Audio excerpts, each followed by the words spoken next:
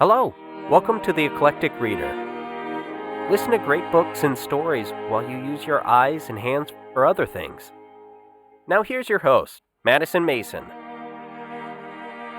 Hi, Madison Mason here. Welcome back. Well, the novel changes focus now. Welcome to Chapter 14 of The Grey Quarry Boys. The Grey Quarry Boys, Chapter 14, Some of the Locals. It was 6 weeks before Sue Marie Davenport came back to school. During that time, the weather changed from icy mornings and hovering indoors into spring. Throughout Grey Quarry, the smell of wood smoke and coal that filled the air and stung noses on the way to school gave way to fresh air and growing gardens. Her first day back in class, she was in her seat before anyone else. When the bell rang for homeroom and the laughter, shuffling, and scraping of chairs on the wood floor subsided, the object of everyone's sidelong looks and whispers was Sue Marie Davenport. Since the accident, she hadn't called a single friend. None of the nosy girls even knew she was coming back that day.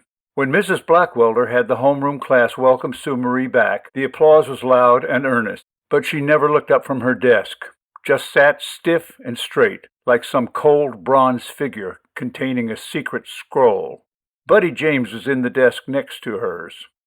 He didn't applaud with the rest, but he watched her. She glanced sideways and caught his eye for a brief atom of a moment, then looked back at her books. It startled him. In that tiny point of time, Buddy James understood two things.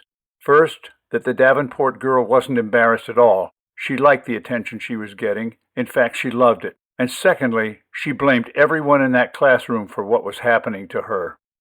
It was scary. It made him feel very uncomfortable, almost guilty, as if something had really been his fault. All that day she never said a word. The whole school, from kids to teachers to administration, was deferential to her feelings and showed the deepest compassion.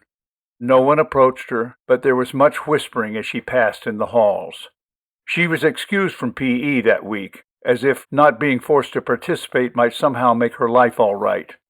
They figured it would just be a matter of time until she came back to her old self, sweet, charming, and light-hearted, the pretty little thing with her silly laugh and joyous dancing eyes. They were dead wrong.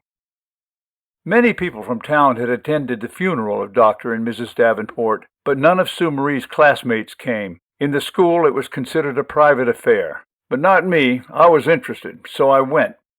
The doctor's influence was such that he and the Misses weren't buried in Grey Quarry, but in the big Presbyterian cemetery in Jefferson City. This esteemed boneyard contains Revolutionary War heroes, Confederate generals, and most recently, a state senator who had a massive stroke cavorting with two young prostitutes on his boat down the Catawba River. The papers said he died peacefully in his sleep at home. The whores were paid off with state funds and told to shut up or else. One girl was so upset at screwing a senator to death, she moved back to Colorado and became a Mormon. At the funeral, the Davenport caskets were closed. All the embalmer's art in the world couldn't make them pretty again.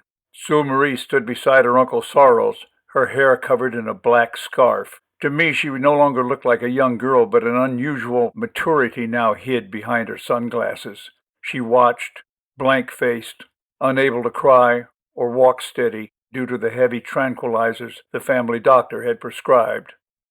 Adelaide Marks, her mother's sister, and her only aunt, sobbed quietly all through the funeral. Sue Marie's 5 little cousins from Oklahoma tried in vain to console their mother. It was unclear whether the tears were for her dead sister or pity for the future of her motherless niece. Since Adelaide had 5 kids of her own she could barely feed, it was determined Sue Marie would live with her only other relative, her father's brother, Sorrels.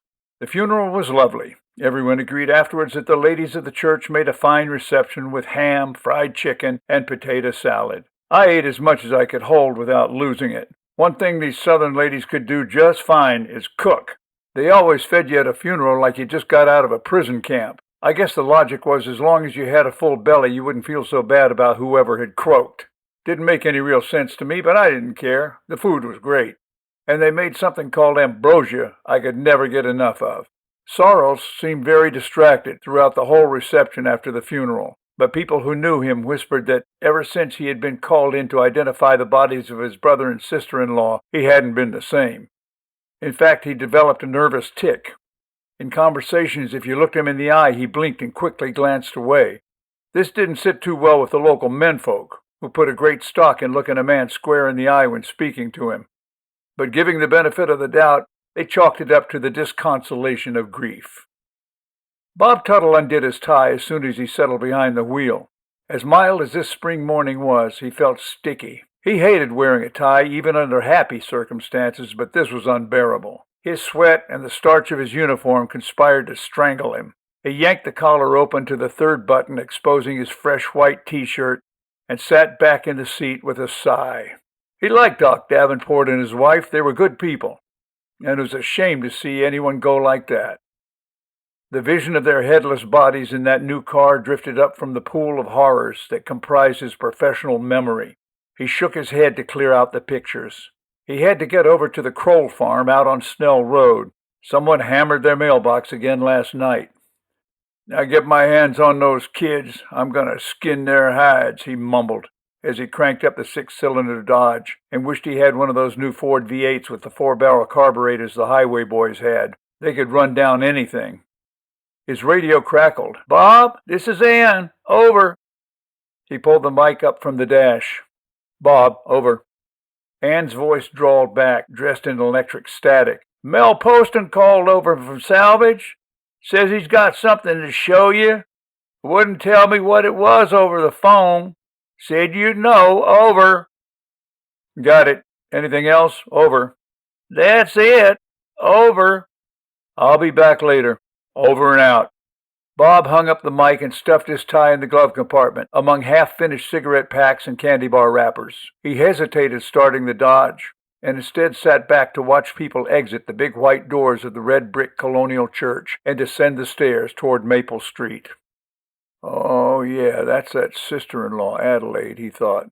"Lot of kids. I wonder where the husband is." Sarles Davenport emerged in the doorway next, framed in darkness from within, and blinked in the sunlight. He turned and spoke abruptly to someone inside. In a moment, the girl appeared. He placed his hand on her shoulder. She immediately put on dark glasses. Bob watched her trot down the stone stairs to her aunt and cousins. It seemed to him she had pulled away from her uncle's touch, but the movement was so natural it was hard to tell. The man followed his niece down to the sidewalk, where she embraced her aunt as if she never wanted to let her go. The cousins all hugged Sue Marie close as the group said their sad farewells. Adelaide then shook Sarles' hand solemnly and marshaled her brood toward their old worn station wagon. Sarles Davenport placed his hand on Sue Marie's shoulder again and steered her towards a waiting funeral limousine. To Bob Tuttle's eye, they cut an odd figure. The paunchy, bald little insurance man and his young charge, who seemed, despite the drawing weight of the hand on her thin shoulder, to lean visibly away from her uncle. The small girl bent down and was swallowed up into the belly of the mourning vehicle. Sarles hesitated a moment, looking around him until he spotted the sheriff. He blinked nervously and nodded before he too disappeared into the big black car. The chauffeur closed their door and got into his seat. Bob felt a surge of real sadness for Sue Marie Davenport as he watched the limousine pull away from the curb out onto genteel Maple Street, lined with blossoming spring hardwoods. He cranked up the Dodge and headed over to the salvage yard to find out what Mel Poston had to say. We hope you have enjoyed this episode of The Eclectic Reader. Please go on to the next numbered episode to continue. Also, check us out on YouTube, Facebook, and Twitter. If you'd like to help support the project, you can donate under Madison Mason at Patreon. And please, check out our website, kltkrdr.com, for more information. Hi, this is Madison Mason. I want to personally thank you for listening to The Eclectic Reader and invite you to share your experience, your thoughts, and your suggestions. We have many great books lined up for the future, but if you have requests for anything that is in the public domain, please email us at kltkrdr@gmail.com. kltkrdr@gmail.com